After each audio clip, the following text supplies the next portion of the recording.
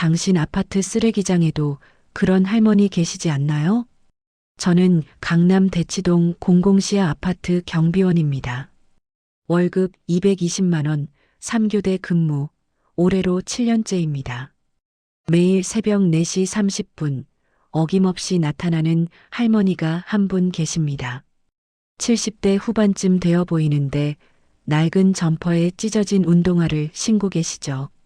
할머니는 쓰레기를 뒤집니다. 정확히는 103동 502호 쓰레기 봉투만 뒤집니다. 주민들은 불평합니다. 저 할매 또 왔네. 징그러워 죽겠어. 경비 아저씨, 쫓아내세요. 하지만 저는 모른 척합니다. 얼마 전부터 할머니를 지켜봤거든요. 이 할머니에겐 비밀이 있습니다. 그리고 103동 502호에도 비밀이 있습니다. 오늘 그 이야기를 해드리겠습니다. 처음 할머니를 본 건 지난 2월 초였습니다. 영하 10도가 넘는 추운 새벽이었죠. CCTV로 보니까 정문 쪽 쓰레기장에서 뭔가 뒤적거리는 그림자가 보였습니다. 저는 손전등을 들고 뛰어나갔습니다. 할머니, 여기서 뭐 하세요? 제가 물었습니다. 할머니는 깜짝 놀라 일어서셨습니다. 미안합니다. 아저씨 금방 갈게요. 손에 103동 쓰레기 봉투를 들고 계셨습니다. 쓰레기 안을 뒤지고 계셨던 거죠. 폐지 주우시는 거예요? 제가 물었습니다. 아니요. 할머니가 고개를 저었습니다. 그냥 좀 찾는 게 있어서요. 뭘 찾으시는데요? 할머니는 대답하지 않으셨습니다. 그냥 쓰레기 봉투를 도로 집어넣고 종종 걸음으로 사라지셨습니다. 다음 날도 그 다음 날도 할머니는 왔습니다. 새벽 4시 30분 정각 103동 쓰레기장의 여러 봉투를 뒤지고 가셨습니다. 일주일쯤 지났을 때 103동 주민 한 분이 민원을 넣었습니다. 경비 아저씨, 새벽마다 쓰레기장에서 소리 나는 거 아세요? 불결하고 무섭다고요. 좀 단속해 주세요. 저는 곤란했습니다.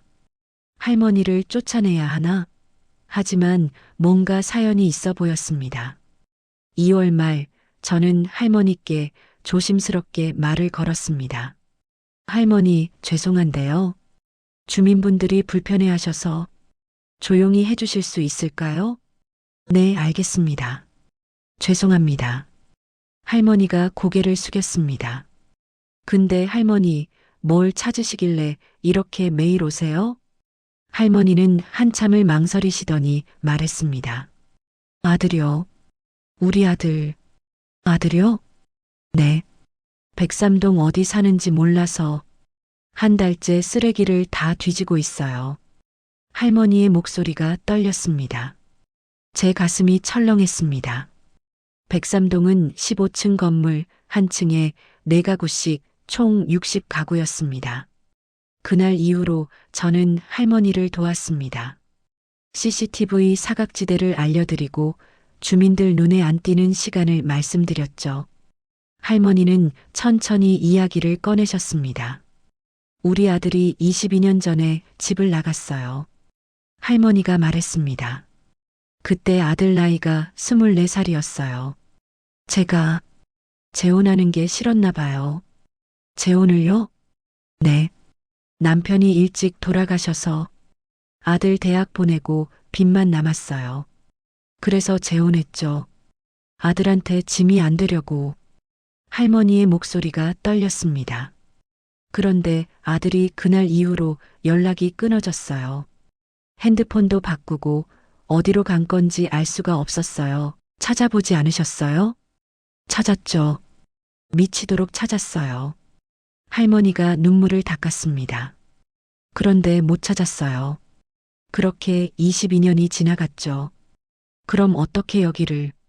2달 전에 시장에서 우연히 봤어요. 대학 때 아들이 사귀던 여자애를요. 전 매일 그의 사진을 봤거든요. 할머니가 말했습니다. 아들이 대학 때 찍은 사진들. 거기 그 여자애가 나오는 사진을 매일 봤어요. 혹시 거리에서 마주칠까봐. 저는 숨이 막혔습니다. 그래서 조심스럽게 뒤따라갔죠. 이 아파트까지. 103동으로 들어가더라고요.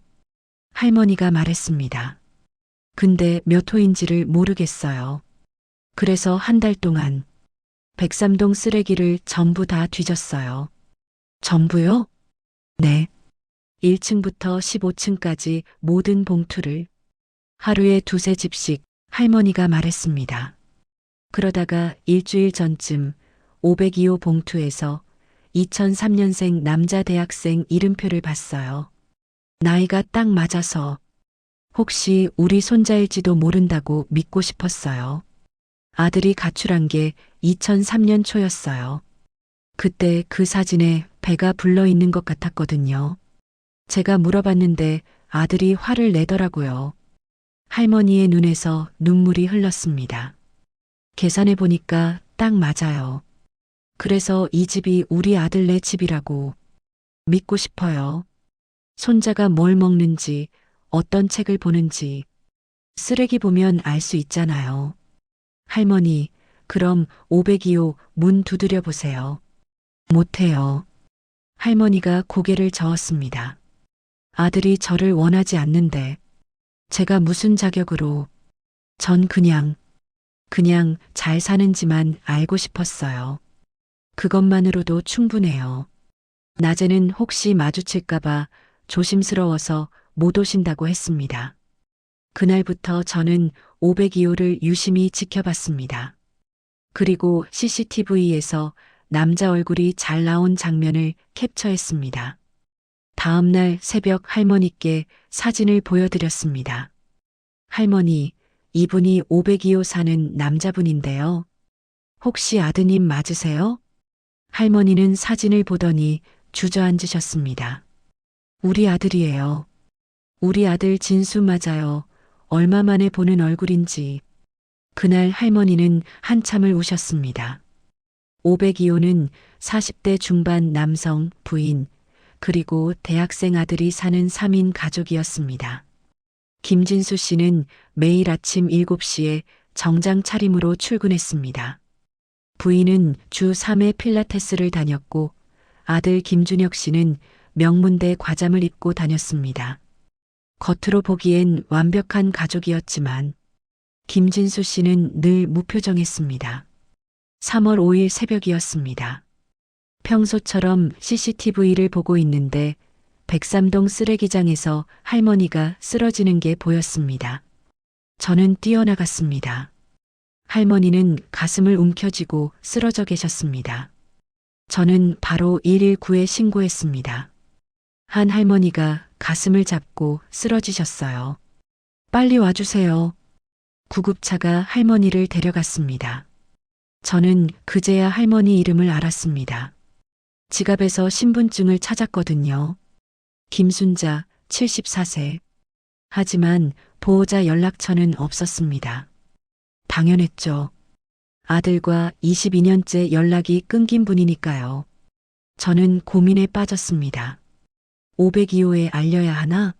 하지만 할머니가 원하지 않았습니다. 아들한테 짐이 되기 싫다고 했으니까요. 일주일을 고민했습니다. 매일 밤 잠이 안 왔습니다. 병원에 전화해 보니 할머니는 중환자실에 계셨고 보호자가 없어서 치료비 문제가 생긴다고 했습니다. 그러다 3월 12일 저는 결심했습니다. 이건 아니다. 친어머니가 쓰러졌는데 아들이 모르는 건 말이 안 된다. 그날 저녁 저는 502호 초인종을 눌렀습니다. 김진수 씨가 문을 열었습니다. 경비실인데요. 혹시 성함이 어떻게 되세요? 김진수요. 왜요? 김진수, 할머니가 말씀하신 아들 이름이었습니다. 여쭤볼 게 있어서요. 혹시 어머님 성함이 김순자 되시나요? 김진수 씨의 얼굴이 굳었습니다. 왜 그걸 물어보세요? 3개월 동안 새벽마다 댁 쓰레기를 확인하러 오신 할머니가 계셨어요. 그분이 일주일 전에 심근경색으로 쓰러지셨는데 신분증에 김순자라고 나와 있더라고요. 김진수 씨는 아무 말 없이 문을 닫으려 했습니다. 하지만 저는 문을 붙잡았습니다. 제발이요. 그 할머니 22년 동안 아들을 찾아다녔어요. 아들네 집 쓰레기나마 보려고 2달 동안 백삼동 60가구 쓰레기를 전부 뒤지셨어요. 비켜요. 김진수 씨의 목소리가 떨렸습니다. 어머니가 위독하세요. 지금 중환자실에 계세요. 보호자도 없으시고 치료비도 못 내고 계세요. 그 사람, 내 어머니 아니에요. 김진수 씨가 소리쳤습니다. 그 순간 뒤에서 여자 목소리가 들렸습니다. 여보, 누구야? 김진수 씨가 재빨리 문을 닫았습니다. 저는 포기하지 않았습니다. 다음 날 김진수 씨가 출근하는 걸 기다렸다가 다시 초인종을 눌렀습니다. 부인이 나왔습니다. 안녕하세요, 경비실입니다. 어제 남편분께 말씀드렸던 한 할머니 얘기인데요. 혹시 잠깐 시간 되세요? 무슨 일이세요? 중요한 얘기라서요. 안으로 들어가서 말씀드려도 될까요? 김진수 씨 부인은 잠시 망설이다가 문을 열었습니다. 들어오세요. 거실에 앉자마자 저는 준비한 메모지를 꺼냈습니다. 거기엔 할머니가 입원한 병원 이름과 병동, 그리고 할머니 신분증 사진을 프린트한 것이 있었습니다. 이분이 누군지 아세요? 제가 물었습니다. 아니요. 누구신데요? 남편분 어머니입니다. 김순자 할머니요. 김진수 씨 부인의 얼굴이 창백해졌습니다. 시어머니가 살아계세요? 네. 지금 중환자실에 계세요. 위독하십니다. 시어머니는 우리 결혼 전에 돌아가셨다고 들었는데요.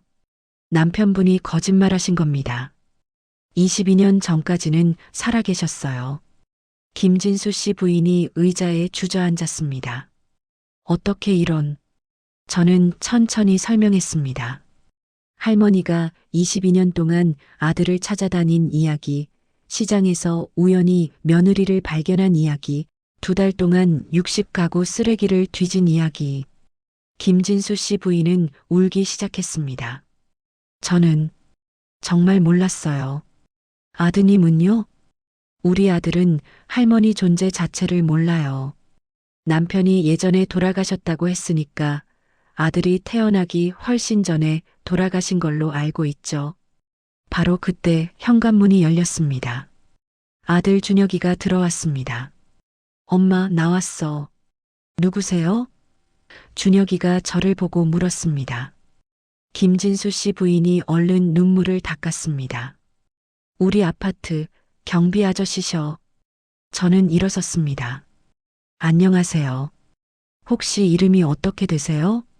김준혁이요. 왜요? 김준혁. 할머니가 쓰레기 봉투에서 본 그 이름이었습니다. 준혁 씨, 앉아보세요. 할 말이 있어요. 저는 할머니 신분증 사진을 김준혁 씨에게 보여줬습니다. 이분이 누군지 아세요? 아니요. 누구신데요? 준혁 씨 할머니예요. 준혁이의 얼굴이 굳었습니다. 할머니요? 저는 할머니가 없는데요. 저 태어나기 전에 돌아가셨다고 들었어요. 아니에요. 살아계셔요.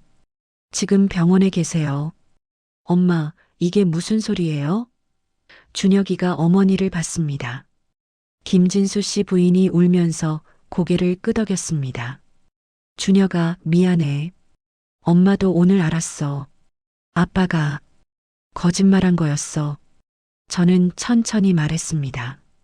준혁 씨 할머니는 3개월 동안 매일 새벽 여기 와서 준혁 씨네 집 쓰레기를 뒤지셨어요. 아들네가 뭘 먹는지 건강한지 알고 싶어서. 그러다가 일주일 전에 여기 쓰레기장에서 쓰러지셨어요. 준혁이의 눈에 눈물이 고였습니다. 우리 집 쓰레기를요? 네. 2달 동안 백삼동 60가구 쓰레기를 전부 뒤져서 준혁 씨네 집을 찾으셨어요. 74살 할머니가 영하 10도 새벽에 준혁 씨 이름표를 발견하고 얼마나 우셨는지 몰라요. 준혁이는 그 자리에서 가방을 들고 일어났습니다. 어느 병원이에요? 저는 메모지를 건네줬습니다. 준혁이는 뛰어나갔습니다. 김진수 씨 부인이 저를 봤습니다. 아저씨, 고맙습니다. 정말로. 전 아무것도 안 했어요. 그냥 사실을 말한 것 뿐이에요. 그날 밤 저는 502호를 지켜봤습니다. 김진수 씨가 퇴근하고 얼마 후에 큰 소리가 들렸습니다. 창문이 열려 있어서 소리가 새어나왔습니다. 당신 미쳤어? 22년 동안 친어머니를. 부인의 목소리였습니다. 내가 얼마나 배신감을 느꼈는지 당신이 알아? 김진수 씨가 소리쳤습니다. 배신? 당신 학비 벌려고 재혼하신 거잖아. 오늘 병원에서 확인했어. 뭐? 준혁이가 어머니 지갑에서 당신 대학 등록금 영수증을 찾았대. 22년 전 거. 재혼하신 지 한 달 후에 납부한 거. 침묵이 흘렀습니다. 쓰레기 뒤지시다 쓰러지셨대. 당신 때문에. 다음 날 새벽 김진수 씨가 나왔습니다. 정장 대신 후줄근한 옷을 입고 차를 타고 어디론가 갔습니다. 병원으로 간 거였습니다. 한 달 후 저는 할머니가 퇴원하셨다는 소식을 들었습니다. 준혁이와 김진수 씨 부인이 함께 모셔갔다고 했습니다. 그리고 502호는 한동안 비어 있었습니다. 무슨 이유인지는 모르지만 4월이 지나고 5월이 왔습니다. 어느 날 오후에 할머니가 저를 찾아오셨습니다. 할머니는 훨씬 건강해 보이셨습니다. 옷도 새 것이고 얼굴에 생기가 돌았습니다. 할머니, 어디 사세요? 이 근처 빌라예요. 며느리가 전세로 얻어줬어요. 방이 3개라 준혁이도 같이 살아요. 김진수 씨는요? 할머니의 표정이 잠깐 어두워졌습니다. 아들은 따로 살아요. 아직 저를 못 봐요. 그래도 괜찮아요. 왜요? 일주일에 한 번씩은 와요. 용돈도 주고 병원도 데려다 주고 말은 없지만요. 할머니가 말했습니다. 며느리가 그러더라고요. 남편이 밤마다 온대요. 엄마 지갑에서 자기 등록금 영수증을 본 이후로 제 가슴이 먹먹했습니다. 그래도 괜찮아요. 할머니가 미소 지었습니다.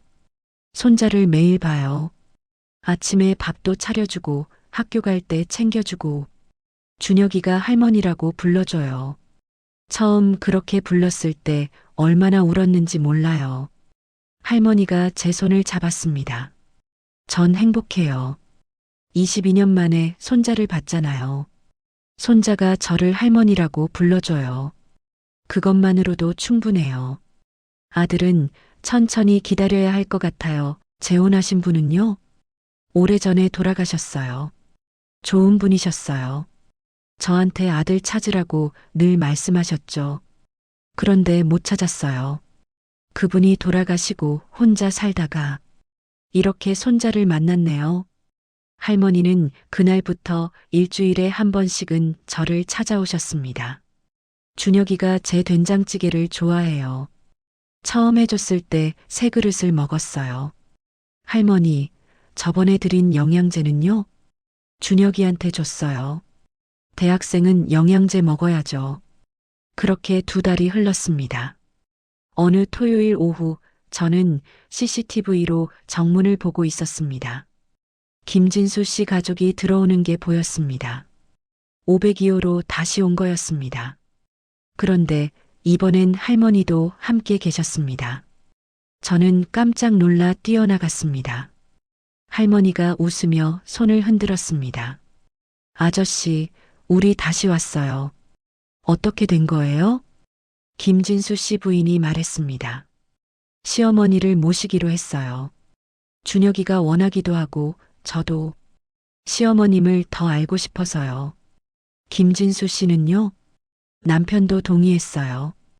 말은 없지만 김진수 씨 부인이 쓸쓸히 웃었습니다.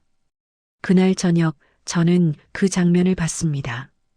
김진수 씨가 할머니를 모시고 엘리베이터로 가는 모습을 할머니는 뒤에서 조심스럽게 따라가고 계셨습니다. 엘리베이터 앞에서 김진수 씨가 멈췄습니다. 그리고 돌아서서 할머니를 봤습니다. 어머니, 무거우시면 제가. 김진수 씨가 말을 끊었습니다.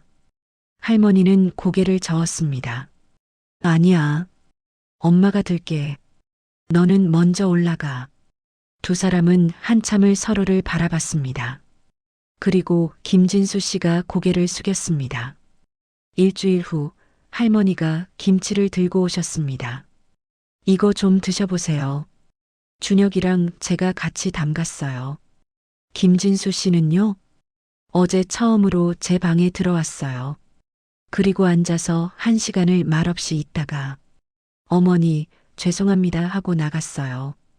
할머니의 눈에 눈물이 고였습니다. 그것만으로도 충분해요. 아저씨 덕분에 아들을 다시 만났어요.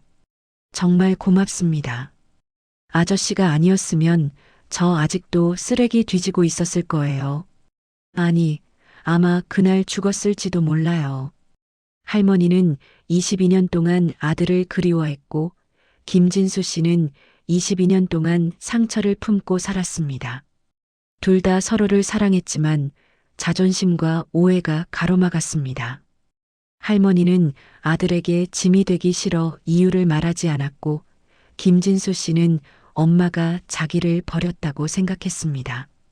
할머니는 아들이 빚 때문에 고생할까봐 침묵했고 김진수 씨는 그 침묵을 배신으로 받아들였습니다. 하지만 손자가 다리가 되어 주었습니다. 그리고 김진수 씨 부인이 그리고 쓰레기를 뒤지는 할머니를 봤던 경비원이 당신 주변에도 그런 사람 없나요? 자존심 때문에, 오해 때문에, 상처 때문에 먼저 연락하지 못하는 가족이요. 오늘 전화 한 통 해보세요. 잘 지내? 그 한마디면 됩니다. 저는 오늘도 경비실에서 CCTV를 봅니다. 그리고 가끔 502호를 봅니다. 이제 그 집에선 매일 저녁 불이 환하게 켜집니다. 그리고 오늘 근무가 끝나면 한동안 눌러보지 못한 번호를 다시 눌러보려 합니다. 잘 지내세요, 어머니? 그 한마디라도 지금이라면 아직 늦지 않았을 것 같아서요.